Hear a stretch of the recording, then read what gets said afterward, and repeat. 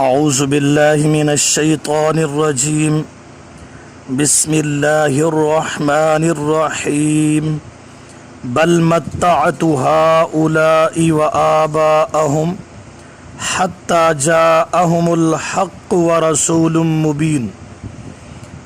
بل کا معنی بلکہ، متعت نفع دیا میں نے، ہؤلاء ان کو، مکہ کے لوگوں کو، ان کو، وآباءہم واو کا معنی اور، آبا باپ دادے، ہم کا معنی ان کے، حتی کا معنی یہاں تک کہ، جاء آ گیا، ہم کا معنی ان کے پاس، الحق حق، واو کا معنی اور، رسول پیغمبر، مبین بیان کرنے والا، مسئلہ واضح کرنے والا۔ بل متعت ہؤلاء بلکہ نفع دیا میں نے ان لوگوں کو، وآباءہم اور ان کے آباء و اجداد کو، حتی جاءہم الحق یہاں تک کہ آ گیا ان کے پاس حق، ورسول مبین اور پیغمبر بیان کرنے والا۔ بل متعت التفات بسوئے اہل مکہ، دلائل توحید کے بعد اللہ مکہ والوں کی طرف متوجہ ہوئے۔ بل متعت میں نے نفع دیا تاکہ پورے دنیا کی محبت میں منہمک تو ہو جائیں۔ اللہ تبارک و تعالی کی عادت مبارکہ ہے کہ جب کوئی قصہ بیان فرماتے ہیں تو پھر مکہ کے لوگوں کی طرف رجوع کرتے ہیں ان کو سمجھانے کے لیے۔ لہٰذا اب دلیل نقلی ابراہیم علیہ السلام سے گزری تو مکہ کے لوگوں کی طرف التفات کیا اور انہیں سمجھایا۔ فرمایا کہ جب دلیل نقلی کے ساتھ مسئلہ واضح ہو گیا ہے، اعتراض کی تو کوئی گنجائش باقی نہیں رہی، اس کے باوجود تم مسئلہ نہیں مانتے تو اس کی وجہ ہے کہ تمہارے اندر دنیا کا غرور ہے، دنیا کا غرور ہے۔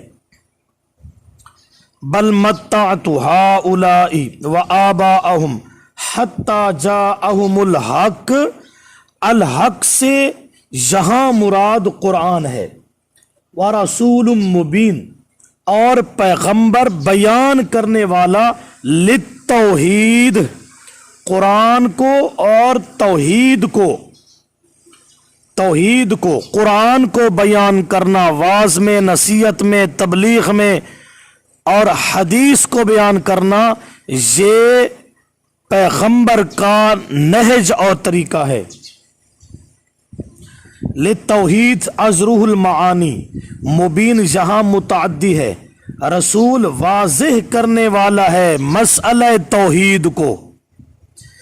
مشن پیغمبر دیکھنا ہے تو ان لوگوں کو دیکھو جو مسئلہ توحید کو کھول کھول کر بیان کرتے ہیں، یہ ہے مشن پیغمبر۔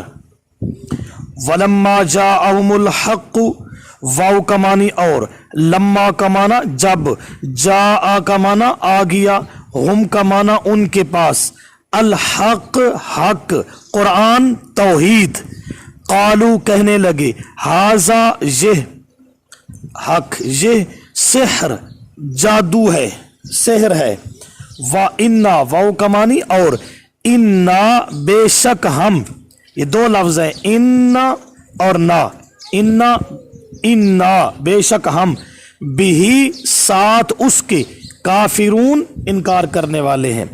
وَلَمَّا جَاءَهُمُ الْحَقُّ اور جب آ گیا ان کے پاس حق، قالو کہنے لگے، ھذا سحر یہ جادو ہے، وَإِنَّا بِهِ کافرون اور بے شک ہم اس کے ساتھ انکار کرنے والے ہیں۔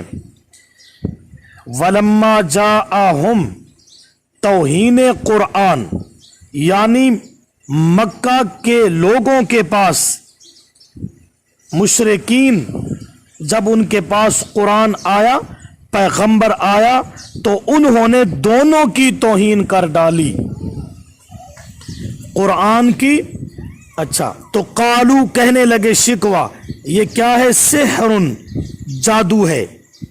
یہاں ایک سوال ہے کہ وہ لوگ قرآن کو جادو کیوں کہتے تھے؟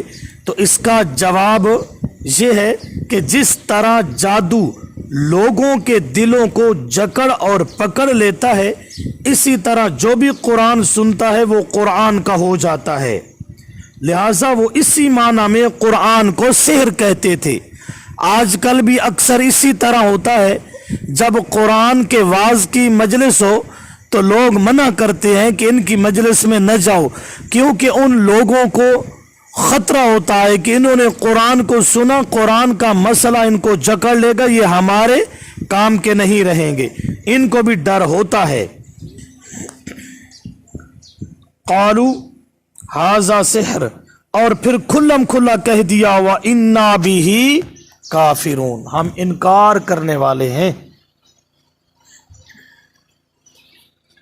بل متعت، بلکہ نفع دیا میں نے، ہؤلاء ان لوگوں کو، وآباءہم اور ان کے آبا کو، حتی جاءہم الحق یہاں تک کہ آ گیا ان کے پاس حق، ورسول مبین اور پیغمبر بیان کرنے والا، ولما جاءہم الحق اور جب آ گیا ان کے پاس حق، قالو کہنے لگے، ھذا سحر یہ جادو ہے، وإنا بہ کافرون اور بے شک ہم ساتھ اس کے انکار کرنے والے ہیں۔